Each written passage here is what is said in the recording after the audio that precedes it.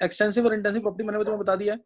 Extensive properties क्या है, जो क्वांटिटी और मैटर पे डिपेंड करती हैं। इंटेंसिव क्या है, जो नेचर पे डिपेंड करेंगी, क्वांटिटी पे डिपेंड नहीं करेंगी, वो क्या होंगी, इंटेंसिव। तो एक्सटेंसिव मैंने तुम्हें बताया मास, वॉल्यूम, हीट कैपेसिटी और different form sir voice crack कर रही है, वॉइस क्रैक हो रही है, वॉइस कट रही है, वॉइस कट रही है आपकी।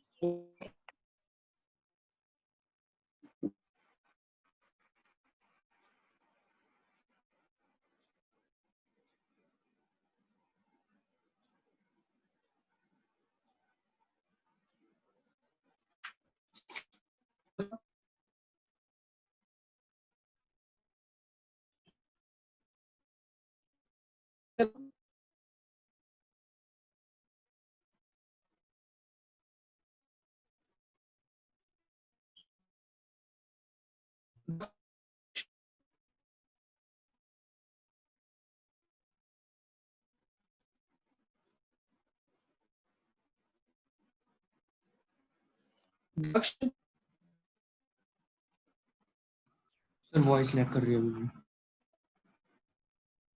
वॉइस क्रैक हो वॉइस क्रैक हो रही है आपकी।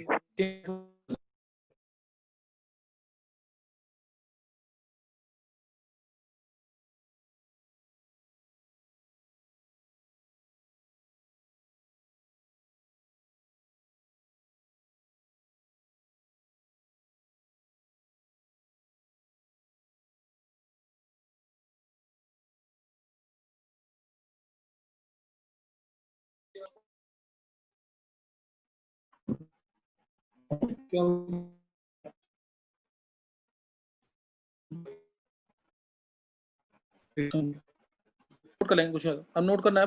मैंने भी तुम्हें एक्सटेंसिव और इंटेंसिव प्रॉपर्टीज बता दिया। तुम्हें एक्सटेंसिव प्रॉपर्टीज क्या थी, डिफरेंट फॉर्म्स ऑफ एनर्जी या फिर मास, वॉल्यूम, हीट कैपेसिटी, मोल्स, ये सब क्या है, जो क्वांटिटी ऑफ मैटर पे डिपेंड करेगा, जो मास के ऊपर डिपेंड करेगा, वो क्या है, एक्सटेंसिव। जितनी भी एनर्जीज है सब मास पे डिपेंड करती हैं, तो वो क्या है, चाहे वो गिब्स फ्री एनर्जी है, एंट्रोपी है, एंथैल्पी है, इंटरनल एनर्जी है, they all depend upon mass, so they are regarded as extensive. वो एक्सटेंसिव है। इंटेंसिव जो मास पे डिपेंड ना करे, किस पे डिपेंड करे, नेचर पे।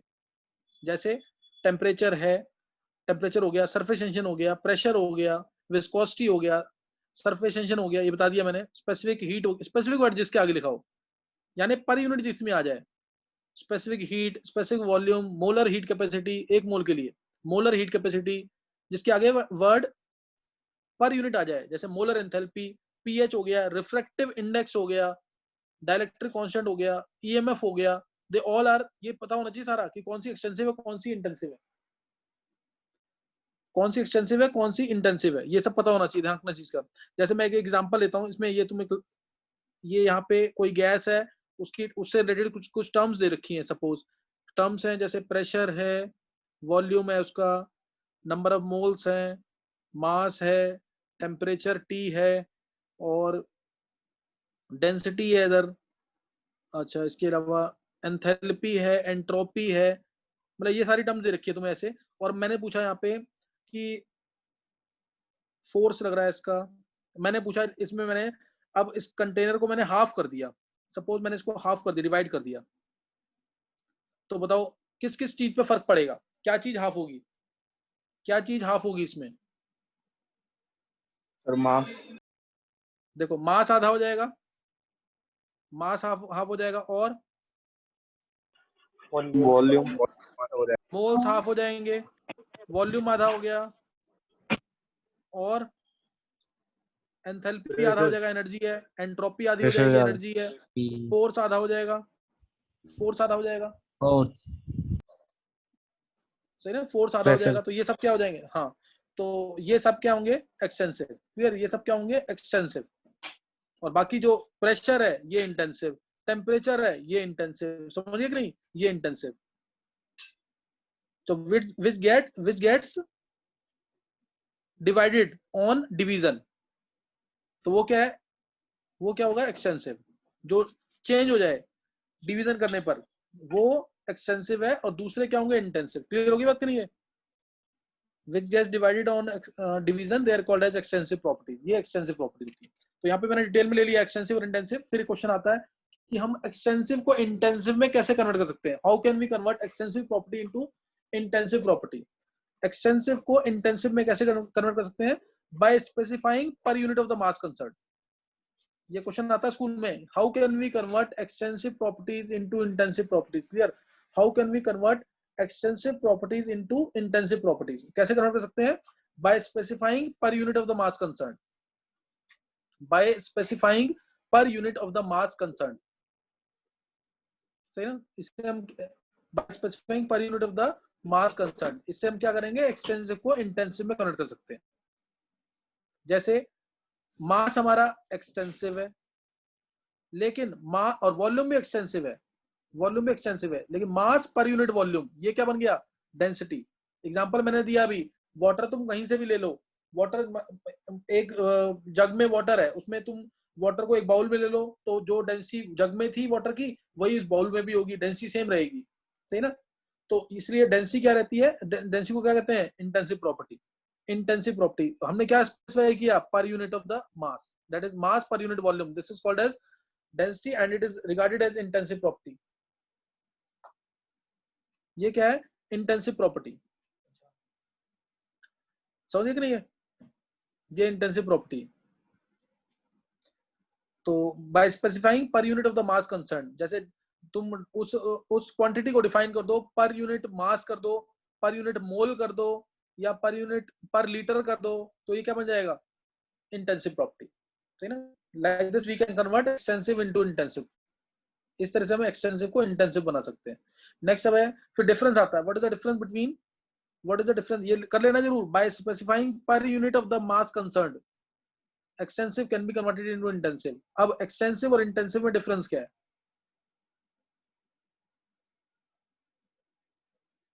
पहला पॉइंट तो वो लिख देना कि एक्सटेंसिव मास पे डिपेंड करती है और इंटेंसिव मास पे डिपेंड नहीं करती. एक्सटेंसिव मास पे डिपेंड करती है, मास डिपेंडेंट. और ये क्या होगा? नेचर ऑफ, जो नेचर है क्वांटिटी का, उस पर डिपेंड करेगा. मास के इंडिपेंडेंट है. मास के क्या है? Independent. Does not depend upon mass. Mass independent एक तरह से, depends only upon the nature of that quantity.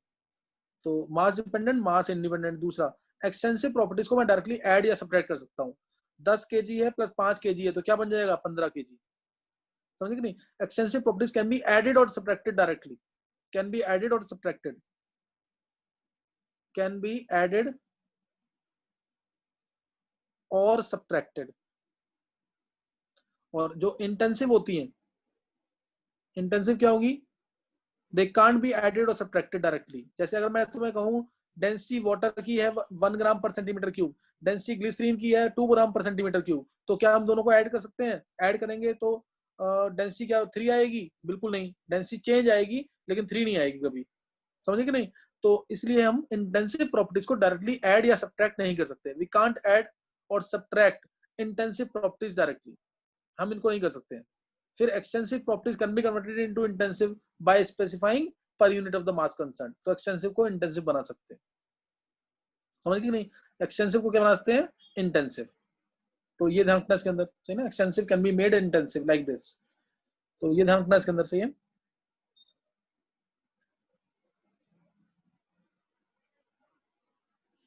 अगर और कोई भी सिस्टम इक्विलिब्रियम में कब माना जाता है? ये यहाँ पे एक्सटेंसिव मैक्रोस्कोपिक प्रॉपर्टीज हमने स्टडी कर लिया है. कोई भी सिस्टम इक्विलिब्रियम में कब माना जाएगा? इक्विलिब्रियम में, यानी जब उसमें कोई चेंज नहीं आएगा. किस में चेंज नहीं आएगा? जब उसकी मैक्रोस्कोपिक प्रॉपर्टीज में चेंज नहीं आएगा, यानी प्रेशर, वॉल्यूम और temperature, they are not showing any change with respect to time, then that system is said to be in equilibrium. Then that system is said to be in equilibrium if macroscopic properties they are not changing with time. सही ना. ये हम पढ़ेंगे chemical equilibrium में detail में. अभी बस मैंने हिंट दे दिया है. जब प्रेशर, वॉल्यूम और टेम्परेचर में कोई चेंज नहीं आ रहा है तो सिस्टम को क्या मानेंगे? इक्विलिब्रियम के अंदर मानेंगे. और ऐसे ही एक होता है थर्मोडायनेमिक इक्विलिब्रियम.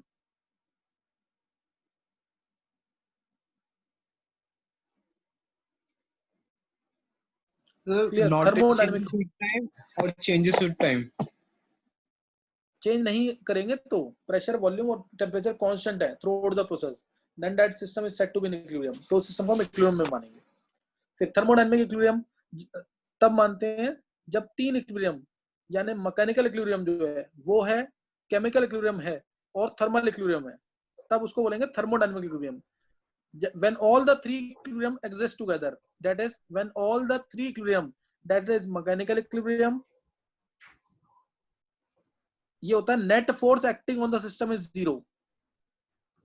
किसी सिस्टम पे जो नेट फोर्स है वो जीरो है, नेट फोर्स, नो मूवमेंट। मैंने मान लो मैंने अगर ये लिया, ये पिस्टन लगा रखा है इधर, पिस्टन के अंदर कोई मूवमेंट नहीं हो रहा, यानी नेट फोर्स जो एक्ट कर रहा है, ऊपर जो गैसेस हैं जो प्रेशर दे रही है नीचे की तरफ, और गैस जो अंदर है इंटरनल प्रेशर जो है वो सेम है, जब दोनों बिल्कुल बराबर है, तो net force acting on the system is zero, then this is called as mechanical equilibrium. Thermodynamic equilibrium तब माना जाएगा जब ये वाला इक्विलिब्रियम होगा।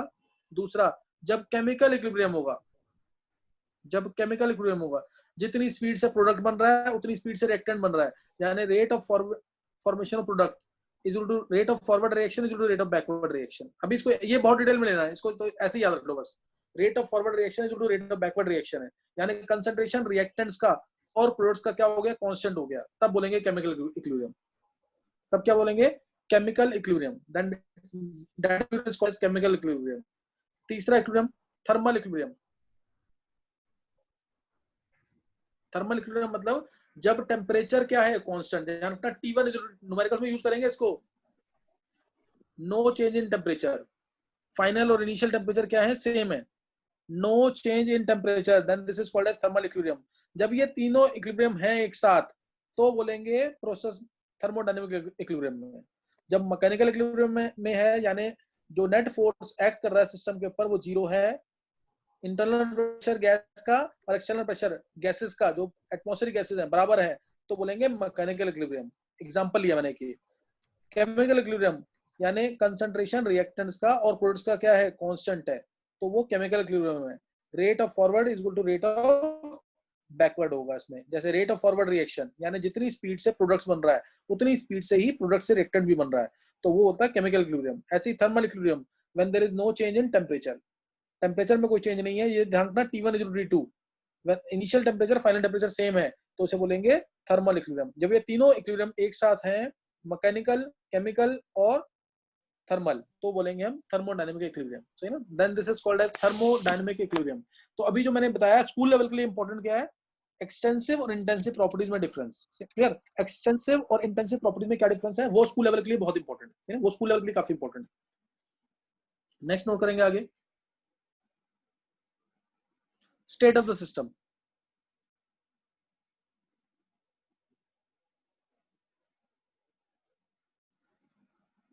स्टेट ऑफ द सिस्टम, नाम से इसके पता लग रहा है सिस्टम की क्या स्टेट है, सिस्टम का क्या स्टेटस है इस समय, मतलब क्या उसके अंदर प्रेशर है, क्या वॉल्यूम है, क्या टेम्परेचर है, मेनली इन प्रॉपर्टीज के टर्म्स में डिफाइन करते हैं, सही ना। सिस्टम की स्टेट क्या है, सिस्टम की कंडीशन क्या है, समझिए कि नहीं है। तो state of the system means condition of the system, means condition of the system, and this is described in terms of properties like, and is described in terms of properties like pressure, volume, temperature, pressure, volume, temperature, ज्यादातर हम इन properties के terms में define करते हैं। This is called a condition, मतलब system पहले pressure P1 पे था, T1 टेम्परेचर पे था, V1 वॉल्यूम था उसका, तो ये अभी इसकी इनिशियल कंडीशन है। फाइनली ये कन्वर्ट हो गया किसी और स्टेट में, तो वो उसकी फाइनल कंडीशन होंगी, फाइनल स्टेट होगी उसकी। तो ये स्टेट ऑफ द सिस्टम है, क्या उसका टेम्परेचर है, क्या उसका वॉल्यूम है, क्या उसका टेम्परेचर है या प्रेशर है, तो ये क्या है, स्टेट ऑफ द सिस्टम, ये है स्टेट ऑफ द सिस्टम। और इनको हम बोलते हैं, इन तीनों को स्पेशल, बोलो सर ये वाला फिर से बता दूं, मैं नहीं दिया। अरे वॉइस नहीं आ रही है क्लियर? नहीं मुझे नहीं दिया। अरे state of the system means उस सिस्टम में क्या टेम्परेचर है, क्या प्रेशर है, क्या वॉल्यूम है, ये स्टेट ऑफ द सिस्टम है, यानी उसकी क्या कंडीशन है, वो स्टेट ऑफ द सिस्टम है। और इन तीनों को बोलते हैं हम स्टेट वेरिएबल्स। और भी होते हैं, ये मेनली डिफाइन होते हैं state variables. State variables, clear, state variables, quantities like, मैंने बोला ना state of the system means conditions of the system, and this is described in terms of properties like pressure volume temperature, pressure volume temperature, clear. And these are also called as state variables. ये उस state के variables हैं जो change कर रहे हैं। Variable means जो change करेगा। प्रेशर इनिशियल P1 है, वॉल्यूम इनिशियल V1 है, टेम्परेचर T1 है, फाइनली वो चेंज कर गया है, तो वो जो चेंज कर रहा है वो क्या है? State variable. जो चेंज कर रहा है वो क्या है? State variable. समझिए कि नहीं है? ये मेजरेबल क्वांटिटीज होती हैं। ये कौन सी क्वांटिटीज है? मेजरेबल क्वांटिटी, जिसको मेजर कर सकते हैं, सही ना। Measurable quantities like pressure, volume, temperature, या एंथैल्पी हो सकता है, या एंट्रोपी हो सकता है, या वो जो मैंने 4 टर्म बोली, जैसे मैंने बोला एंथैल्पी H से, एंट्रोपी S से, एंट्रोपी S से, इंटरनल एनर्जी E से और U से, या गिब्स फ्री एनर्जी G से, जिसको मेजर कर सकते हैं, that is called as state variable. That is called as state variable and which define the state of the system. State variables क्या है? Which measurable quantities like pressure, volume, temperature, which define the state of the system, which define the state of the system, they are called as state variables. सही ना? ये state variables हैं। जैसे work और heat, सही ना, measurable properties नहीं है सिस्टम की। वर्क एंड हीट ये मेजरेबल क्वांटिटीज नहीं है, सही है। जब कोई प्रोसेस होगा तो ही ये मेजरेबल क्वांटिटीज हैं।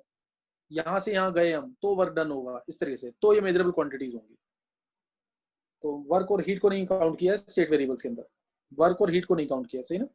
नेक्स्ट नोट करेंगे, बहुत इंपॉर्टेंट टर्म, स्कूल में डेफिनेशन आती है इसकी। जैसे मैंने भी बोला एक्सटेंसिव और इंटेंसिव, ये स्कूल में जरूर पूछते हैं डिफरेंस दोनों के अंदर स्पेशली।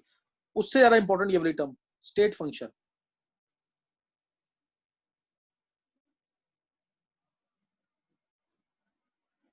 स्टेट फंक्शन, तो ये जरूर पूछना है पेपर के अंदर। Define state function. State function क्या चीज है? एक क्वांटिटी को हम स्टेट फंक्शन तभी बोलेंगे, एक क्वांटिटी को हम स्टेट फंक्शन तभी बोलेंगे जब वो सिर्फ इनिशियल और फाइनल स्टेट पे डिपेंड करे, not upon the path attend. एक क्वांटिटी को हम स्टेट फंक्शन तभी बोलेंगे if it depends only upon the initial and final state and does not depend upon the path attend. किस पाथ से हुआ है काम उस पर डिपेंड ना करते। जैसे मैं एक एग्जांपल लेता हूँ, उससे और क्लियर होगा। जैसे हमें मल्टी स्टोरेड बिल्डिंग है, कोई मल्टी स्टोरेड बिल्डिंग है, उसमें हमें 5th फ्लोर पे जाना है, हमें 5th फ्लोर पे जाना है, तो हम उस 5th फ्लोर पे स्टेयर से जा सकते हैं या लिफ्ट से जा सकते हैं या किसी भी तरीके से जा सकते हैं। तो इसमें जो वर्क डन है वो पाथ डिपेंडेंट होगा। वर्क डन क्या होगा? Path dependent. लेकिन जो पोटेंशियल एनर्जी है वो तो कांस्टेंट है ना। पोटेंशियल एनर्जी क्या है? कांस्टेंट है। तो इसलिए जो पोटेंशियल एनर्जी है वो स्टेट फंक्शन हो जाएगा, स्टेट फंक्शन हो जाएगा पोटेंशियल एनर्जी। लेकिन वर्क डन क्या हो गया? Path function. वर्क डन क्या है? Path function. समझ आया कि नहीं है? तो ये स्टेट फंक्शन है, डेफिनेशन करेंगे। ये इनिशियल और फाइनल स्टेट पे डिपेंड करता है, सिर्फ ये डिपेंड करेगा सिर्फ इनिशियल और फाइनल स्टेट पे। इसलिए साइक्लिक प्रोसेस में इसकी वैल्यू 0 होगी। इसलिए साइक्लिक प्रोसेस में इसकी वैल्यू क्या होगी? 0 होगी। तो डेफिनेशन बहुत इंपॉर्टेंट है, मैं बोल रहा हूं, खुद लिख लेंगे।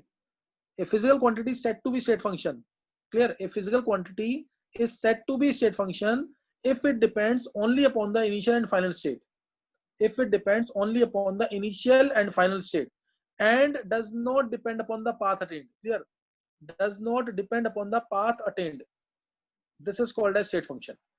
एग्जांपल मैंने लिया पोटेंशियल एनर्जी को, एग्जांपल क्या लिया? पोटेंशियल एनर्जी,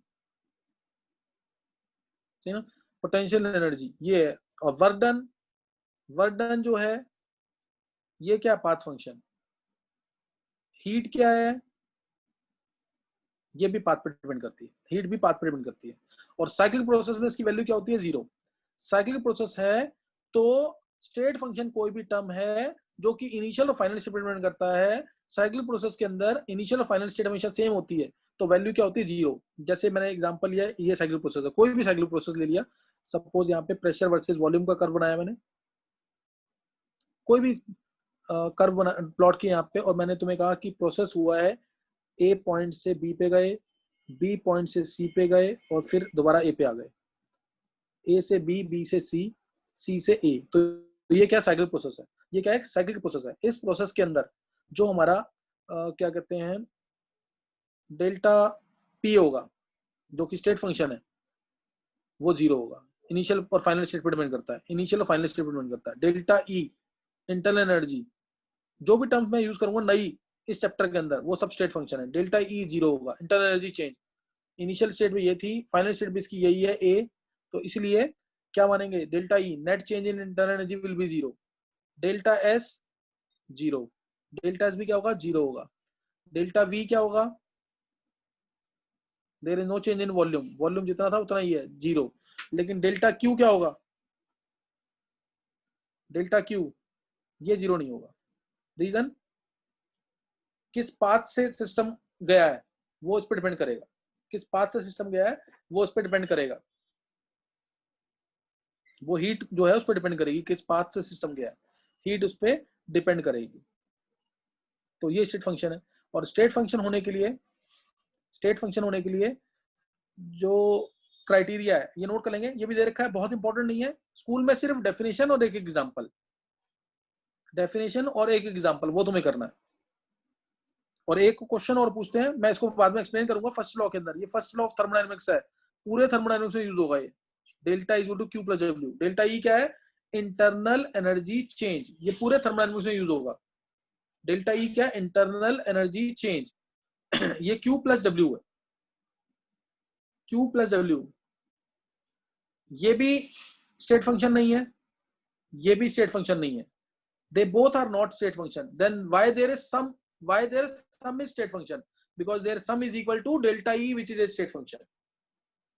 तो ये बस क्वेश्चन आएगा, मैं और एक्सप्लेन करूंगा तो और क्लियर हो जाएगा ये। लेकिन अभी तुम्हें फर्स्ट लॉ को याद रख लो, ये पूरे थर्मोडायनामिक्स में यूज होगा। Delta is equal to Q plus W, delta E is equal to Q plus W.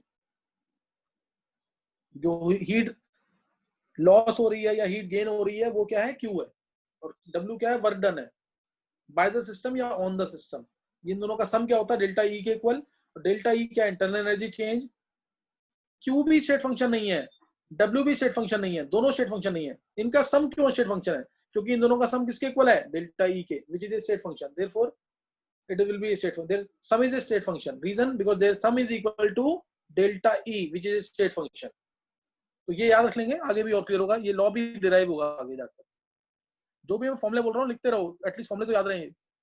तो ये यहाँ पे मैं बता रहा हूँ, किसी भी क्वांटिटी को स्टेट फंक्शन होने के लिए, किसी भी क्वांटिटी फाई को, suppose essential conditions for a function to be state function, for a quantity to be state function.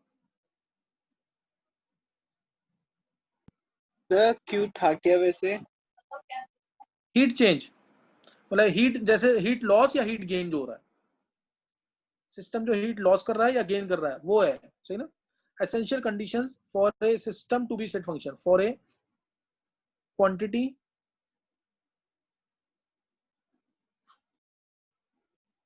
To be state function. Board के लिए इंपॉर्टेंट बिल्कुल नहीं है, लेकिन कर लेंगे बार। मैं क्वांटिटी को मान रहा हूं phi,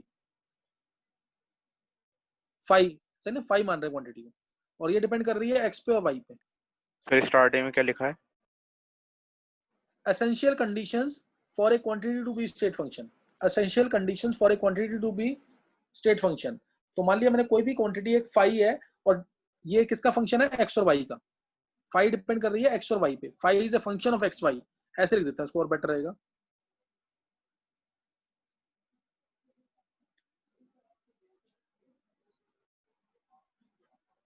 phi is a function of X and Y, तो phi is a function of X and Y, clear. तो इसमें क्या होगा, पहली कंडीशन इसकी, फर्स्ट कंडीशन, मान लिया कोई भी जो क्वांटिटी है इसमें जो चेंज होगा, इसका इंटीग्रल जो होगा ए से बी, ये मैं तुम्हें दोबारा बोल रहा हूँ, ज्यादा इंपॉर्टेंट नहीं है तो उसको ध्यान नहीं देना, मैं समझाने के लिए बोल रहा हूँ। मैंने तुम्हें बोला था ना कि ये इनिशियल और फाइनल, फाई जो है इनिशियल फाइनल स्टेट पे डिपेंड करता है। तो इसका जो इंटीग्रेट करेंगे हम इसको, वो क्या आएगा, फाई और अपर और लोअर लिमिट पुट करेंगे तो क्या आ जाएगा, फाई बी माइनस फाई ए। ये ऐसे शो किया that this quantity phi is depending only upon the initial and final state. Clear? This quantity phi is depending only upon the initial and final state. This quantity phi is depending only upon initial and final state.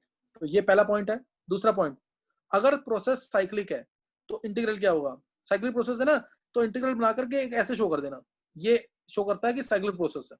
ये circle क्या show कर रहा है कि cyclic process है। अगर cyclic process है तो बताओ इस डी फाई की वैल्यू क्या आएगी अब, 0।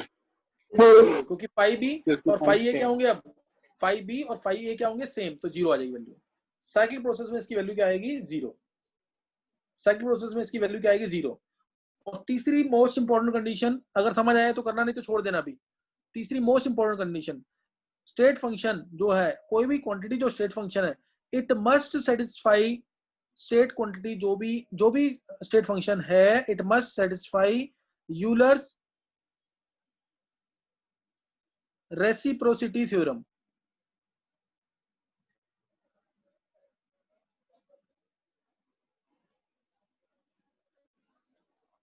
It must satisfy Euler's reciprocity theorem.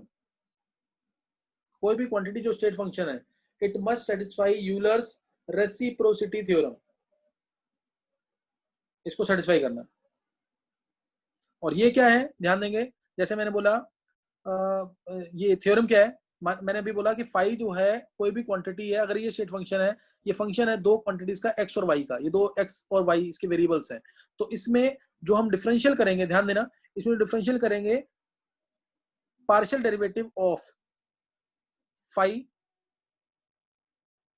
Keeping Y constant, partial derivative of phi with respect to x keeping Y constant, keeping Y को, एक बार डिफरेंशिएट करेंगे इस फाई को विद रिस्पेक्ट टू एक्स, एक बार फाई को डिफरेंशिएट करेंगे with respect to x keeping Y constant, और उसके बाद इसको दोबारा डिफरेंशिएट करेंगे keeping x constant with respect to y. ये और दूसरा इसको दोबारा डिफरेंशिएट कर रहे हैं partial derivative with respect to y. अब वाई से डिफरेंशिएट पहले करेंगे कीपिंग एक्स कांस्टेंट, और फिर एक्स से डिफरेंशिएट करेंगे कीपिंग वाई कांस्टेंट। ये दोनों अगर इक्वल आते हैं तो उस क्वांटिटी को हम स्टेट फंक्शन बोलेंगे, तो हम उसे बोलेंगे स्टेट फंक्शन। समझिए कि नहीं है, करली फाइव है, करली एक्स, वाई लिया एक्स कांस्टेंट, एक बार वाई कांस्टेंट रखना, एक बार एक्स को कांस्टेंट रखना, एक बार एक्स को कांस्टेंट इधर, फिर वाई को कांस्टेंट, तो ये यूलर्स रेसिप्रोसिटी थ्योरम है। अब एक तुम प्रूव करोगे, जैसे मैं प्रेशर को प्रूव करना है कि ये स्टेट फंक्शन है, प्रेशर को P nRT by V है, एक बार P को डिफरेंशिएट करो with respect to T keeping volume constant, एक बार डिफरेंशिएट करो with respect to V keeping T constant. जल्दी से करो इसको, इसमें निकालो पहले करली P बाय करली V, निकालो जल्दी। सर लास्ट पेज दिखा दो एक बार। एक मिनट करो, पहले ये कर लो एक उसको।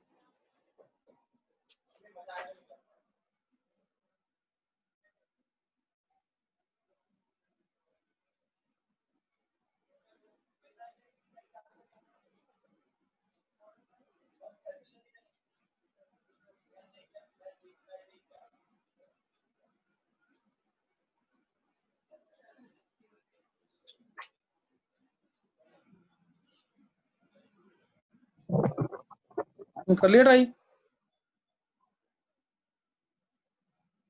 इसको डिफरेंशिएट किया विद रिस्पेक्ट टू V, क्या आएगा, minus nRT by V square, minus nRT by V square आ रहा है, minus nRT by V square आ रहा है, सही ना। अब और हमने क्या कांस्टेंट रखा है इसको, अभी क्या कांस्टेंट रखा है, T कांस्टेंट। अब इसको डिफरेंशिएट कर रहे हैं, करली बाय करली V T आएगा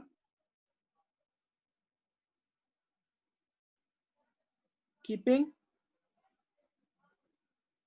अब इसको विद रिस्पेक्ट टू टेम्परेचर कर रहे हैं डिफरेंशिएट, और क्या आप कांस्टेंट रखेंगे, क्या कांस्टेंट रखेंगे, वो टेम्परेचर। पहले हमने क्या कांस्टेंट रखा था, चेक करेंगे एक बार, टेम्परेचर कांस्टेंट रखा था, अब क्या कांस्टेंट रखेंगे, वॉल्यूम। अब वॉल्यूम को कांस्टेंट रखेंगे, अब वॉल्यूम को कांस्टेंट रखेंगे, तो क्या आ जाएगा, जीरो आ जाएगा सर। वॉल्यूम कांस्टेंट है minus nR by V square, समझे कि नहीं है, ये आ गया। अब ऐसे ही ना इस प्रेशर को डिफरेंशिएट करो दोबारा, एक बार निकालो करली P बाय पार्शियल डेरिवेटिव बोलते हैं, करली वर्ड भी बोलते हैं इसको, curly P by curly T with respect to V constant, तो क्या आएगा, क्या आ जाएगा, V कांस्टेंट रखा, हाँ nR by V nR by V है ना, और अब निकालो इसका डिफरेंशियल निकालो with respect to v minus nr by v square. minus nr upon v square. और क्या कांस्टेंट है? Temperature constant. वो तो है ही नहीं, यहाँ पे क्या आ जाएगा? Minus N R by we square. तो दोनों सेम आ गए कि नहीं है? तो इसलिए प्रेशर क्या है? State function. ये यूलर्स रेसिप्रोसिटी थ्योरम है। तो प्रेशर क्या है? State function. ऐसे ही हम वॉल्यूम को भी स्टेट फंक्शन प्रूव कर सकते हैं या टेम्परेचर को भी स्टेट फंक्शन प्रूव कर सकते हैं। Like this we can prove volume as well as temperature both है स्टेट फंक्शन। तो पीवीटी इस तरह से स्टेट फंक्शन प्रूव किया हुआ है यूलर्स रेसिप्रोसिटी थ्योरम के according. Clear? Euler's reciprocity theorem के अकॉर्डिंग इस तरह से हमने स्टेट फंक्शन प्रूव किया हुआ।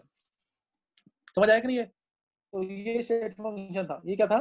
State function. बहुत इंपॉर्टेंट चीज है, इसको करके रखना जरूर। सही है सर, ये दूसरे वाले में क्या क्या बता दो एक बार। टेम्परेचर देखिए, इधर टेम्परेचर के रेस्पेक्ट में डिफरेंशिएट किया तो एनआर बाय वी आ जाएगा। ये इसका डिफरेंशियल क्या हो जाएगा? 1 हो जाएगा ना। और फिर एक बार वॉल्यूम के रेस्पेक्ट में डिफरेंशिएट किया तो minus N R by we square आ जाएगा। समझे कि नहीं है? Okay sir. इस तरह से करेंगे तो इससे आ गया यहाँ पे और प्रूव हो जाएगा। तो दोनों इक्वल आ गए तो हमने बोल दिया कि प्रेशर जो है स्टेट फंक्शन है। ऐसे ही मैं वॉल्यूम को भी और टेम्परेचर को भी स्टेट फंक्शन प्रूव कर सकता हूँ सेम तरीके से। वॉल्यूम को डिफरेंशिएट करेंगे। एक बार हम एन को या टी को किसी एक को कांस्टेंट मान के दूसरे के रेस्पेक्ट में डिफरेंशिएट करेंगे, फिर दूसरे को कांस्टेंट मान के पहले के रेस्पेक्ट में डिफरेंशिएट करेंगे। ऐसे प्रूव कर सकते हैं जैसे मैंने इसमें किया। Like this we can prove volume as well as temperature both are state function. तो PVT they both all the three term they are state functions. ये स्टेट फंक्शंस। नेक्स्ट नोट कर लेंगे टर्म।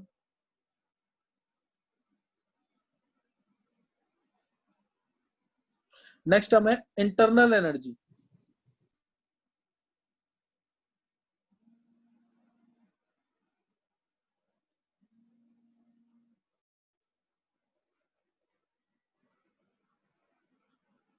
इंटरनल एनर्जी डिनोट करते हैं इसको ई से और you से। ई से या यू से डिनोट करते हैं, मैंने बता दिया तुम्हें। इंटरनल एनर्जी डिटेल में बाद में लूंगा इसकी, बस अभी थोड़ा बहुत इसके बारे में नोट कर लेंगे। इंटरनल एनर्जी ई और यू से इसको डिनोट करते हैं। नाम से पता लग रहा है energy which is stored within the system. Energy stored within the system is called as internal energy and it is an extensive property. Energy stored within the system, और ये extensive property है। ये मैं पीछे बता चुका हूं तुम्हें। एक्सटेंसिव प्रॉपर्टी है, स्टेट फंक्शन भी है ये।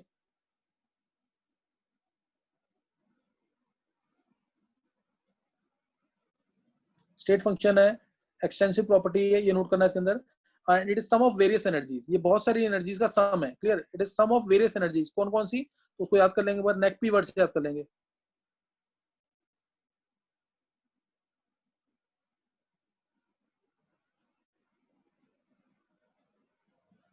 Nuclear energy, electronic energy, chemical energy,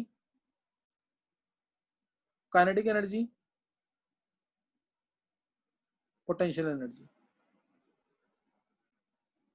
kinetic energy और काइनेटिक एनर्जी ये याद कर लेना, ये ऑब्जेक्टिव में पूछा हुआ क्वेश्चन। ग्रेविटेशनल एनर्जी इसके अंदर नहीं आती है। ग्रेविटेशनल एनर्जी इसके अंदर नहीं आती है, वही देते हैं ऑप्शन में। तो ग्रेविटेशनल एनर्जी नहीं आएगी। और kinetic energy it is sum of three energies. Translational energy along the three axis, rotational energy clockwise anti clockwise कह सकते हैं इसमें, ट्रांसलेशनल एनर्जी, रोटेशनल एनर्जी और वाइब्रेशनल जो पेंडुलम वगैरह में होता है, वाइब्रेशनल एनर्जी इस तरीके से। तो ये kinetic energy it is sum of three energies, translational, rotational and vibrational energy. Detail करनी है इसकी, बाद में करेंगे उसको। सही है? Translational, rotational and vibrational. फिर एब्सोल्यूट वैल्यू, ध्यान रखें, एब्सोल्यूट वैल्यू इंटरनल एनर्जी की क्यों नहीं निकाल सकते? क्वेश्चन आता है why absolute value of internal energy can't be found. ये स्कूल में क्वेश्चन आता है, why absolute value of internal energy can't be found. क्या रीजन होता है इसका? Because it contains many energies. मतलब हाँ, बहुत अच्छे, मतलब समझा इसका। सर बहुत सारी एनर्जी जैसे काइनेटिक एनर्जी है। नहीं, एब्सोल्यूट वैल्यू का मतलब क्या है? एग्जैक्ट वैल्यू नहीं निकाल सकते। हाँ हाँ, समझ गए कि नहीं? इसकी एग्जैक्ट वैल्यू क्यों नहीं निकाल सकते? क्योंकि ये बहुत सारी एनर्जीज का सम है, ये सारी एनर्जीज का सम है, इसलिए हम इसकी एग्जैक्ट वैल्यू नहीं निकाल सकते। इसलिए हम इसकी एग्जैक्ट वैल्यू नहीं निकाल सकते, ध्यान रखना चीज का। Because it is sum of various energies, याद रखना, because it is sum of various energies, so its absolute value can't be found. और ध्यान देना, ये ई है ना, एक टर्म में भी आगे बढ़ाऊंगा, एंथैल्पी, वो होता है H equal to E plus PV। जब हम इसका एब्सोल्यूट वैल्यू नहीं निकाल सकते, तो क्या H की एब्सोल्यूट वैल्यू निकाल पाएंगे? No sir. Yes, sir. तो उसकी वैल्यू नहीं निकाल पाएंगे। जब Sir. H हम नहीं निकाल पा रहे और H के अंदर E आ रहा है, ये याद कर लेना formula, H equal to E plus PV। Enthalpy content ऐसे दिया जाता है, internal energy plus sum of pressure volume work done plus sum of pressure volume work done. ये याद Sir, करना, E क्या फॉर्मूला है? याद ही करने हैं तुम्हें इसके अंदर। मैं derivation E internal energy, E क्या है? E लिख लो या U लिख लो, इंटरनल एनर्जी, और E इसको E से डिनोट कर लो या U से, ऐसे ही ना। तो इसलिए एंथैल्पी की भी हम एब्सोल्यूट वैल्यू नहीं निकाल सकते या एग्जैक्ट वैल्यू नहीं निकाल सकते। और ऐसी तीसरी टर्म आती है G, G होता है H माइनस TS। अब गिब्स फ्री एनर्जी की वैल्यू निकाल पाएंगे क्या? गिब्स फ्री एनर्जी की बोलो जल्दी। No, नहीं sir. निकाल नहीं निकाल सकते पाएंगे, सर। क्यों? क्योंकि G में H आ गया और H में क्या है? E आ गया, इसलिए गिब्स फ्री एनर्जी की भी वैल्यू एग्जैक्ट नहीं निकाल पाएंगे। बिकॉज अगेन वही सेम कंसेप्ट आएगा कि internal energy sum of various energy. T यहाँ टेम्परेचर है, S यहाँ एंट्रोपी है। T टेम्परेचर है, S एंट्रोपी। फॉर्मूले याद कर लेने वाले, ये यूज होंगे फॉर्मूले, सही है ना? नेक्स्ट टाइम करेंगे अब आगे। इसको पढ़ लेना ढंग से, चैप्टर स्टार्ट कर चुके।